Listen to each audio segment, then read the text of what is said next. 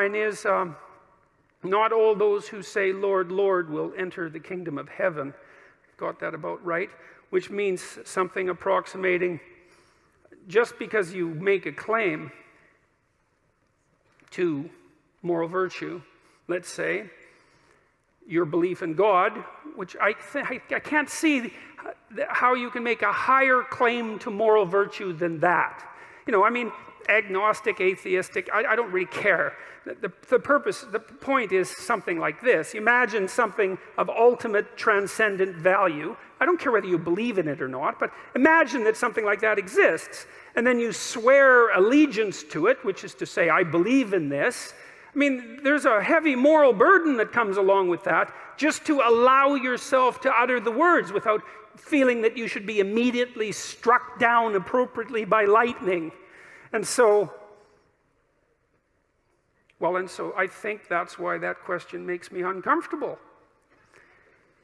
It's that I don't think I have a right to make that proclamation. There's another thing, too, that I learned when I was going through these biblical lectures. It was a fascinating thing to do. It was the story of Jacob, who became Israel. And Jacob was a real trickster, He was a morally ambiguous figure, to put it mildly. He tricked his older brother out of his birthright. And he was full of tricks. And he had a lot of tricks played on him, too, and maybe learned something as a consequence. Anyways, after running away from his brother, who had murderous thoughts, and for good reasons, for about 20 years. Maybe it was only 14. But doesn't matter, it was a long time.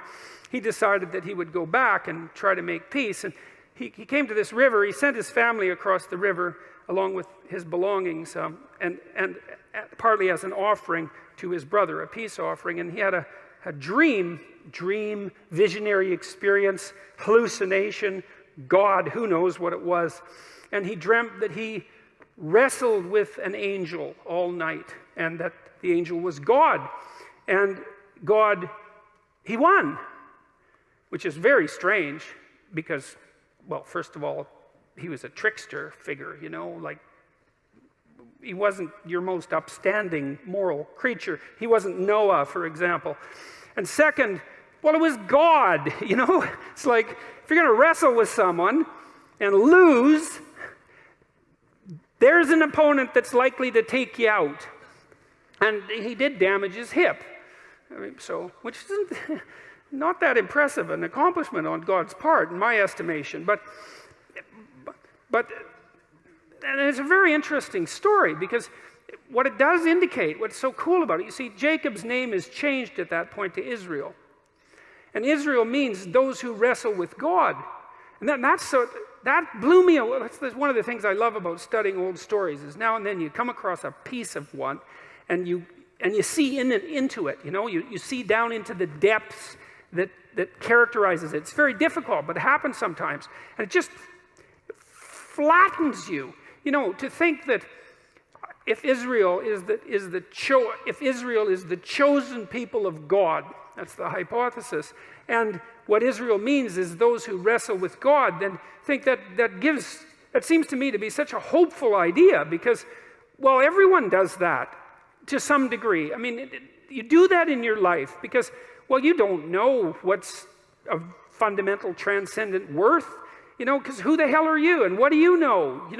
You're struggling all the time with, well, I would say with good and evil. When you're struggling with yourself, you're struggling with the world. To portray that as wrestling with God, that's perfectly reasonable from a metaphoric perspective.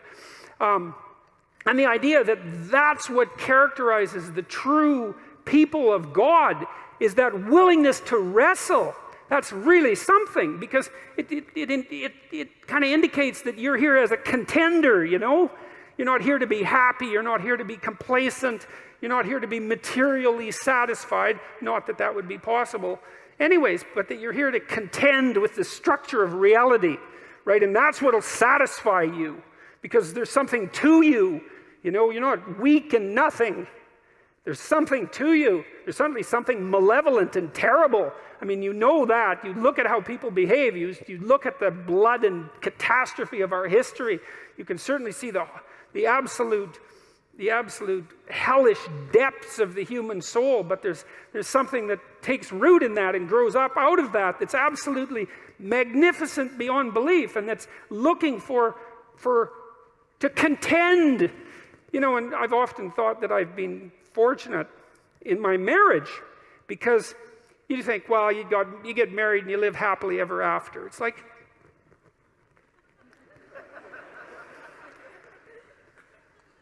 that's not it, is it? You don't want that even.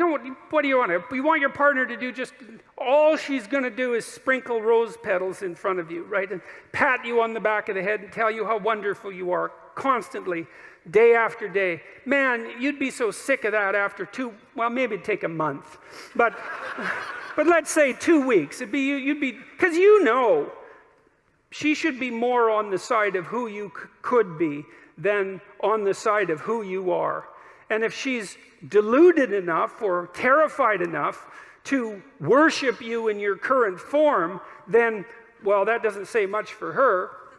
And it certainly isn't very helpful for you. You want someone that's going to get in the way now and then, you know, and to contend with. And I've been fortunate in my marriage because I have someone to contend with. You know, we have our discussions, and they're not easy. Well, partly because we have hard problems to solve, because life is full of hard problems. I want someone who will stand up, you know, and have her say, even if it's not what I would say. And maybe I'm even willing at times, because she's quite intuitive and a good dreamer, and I'm more facile verbally. And so we have to be careful in our relationship, because if I'm in a particularly ornery mood and she has something to say, I can usually slice up her arguments verbally, you know. And that's fine as far as I'm concerned, because I get to win. But it's stupid. Well, it's stupid. It's, first of all, that doesn't mean I'm right. It just means I can formulate verbal arguments slightly faster than she can. But her intuitions and her dreams are often extraordinarily accurate. And so we've learned to some degree, to buttress each other's arguments just on the off chance that the person that you were foolish enough to marry might know something you don't now and then about something important, you know.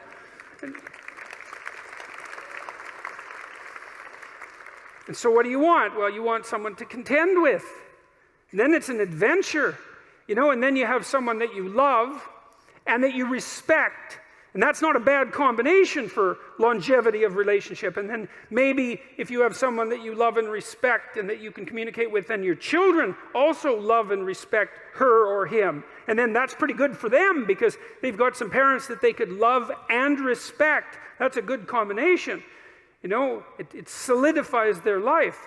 And so you want to contend with them. And you want a job that's challenging, I would say, that pushes you beyond what you already are. And God only knows how hard you need to be pushed in order to go beyond where you are. But, you know, to some degree, if you have a choice, you know, it's not that uncommon that what we'll do is choose to be pushed to the limit, especially when we're at our best. We think, well, where's the limit? It's here. Maybe I can manage that. I'm going to push myself right to the damn limit. And then I'm going to push myself a little bit over just to see if it's possible. And if that happens, then, you know, you emerge with a sense of triumph.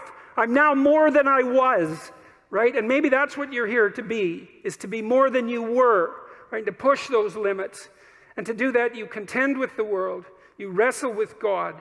You don't casually say, I believe, because who knows? No one knows, right? We're separated from the infinite by death and ignorance. We don't know. We contend, we wrestle.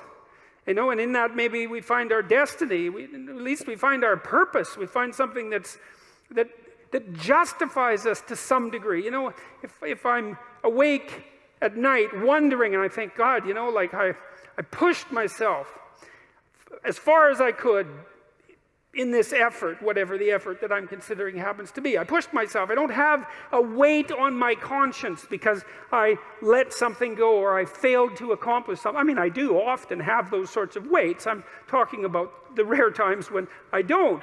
It's like, well, there's something that's where there's some atonement and some peace as far as I'm concerned, where that contending and that wrestling has been successful.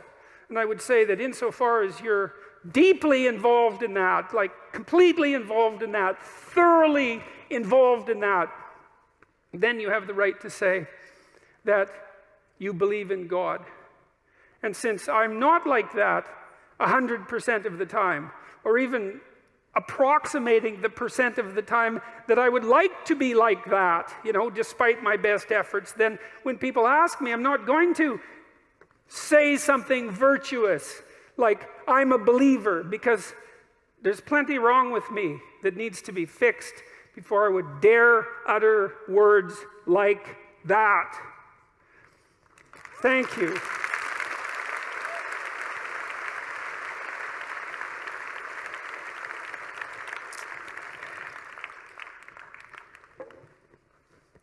Well, so that's a better answer to that question. So, thank you very much for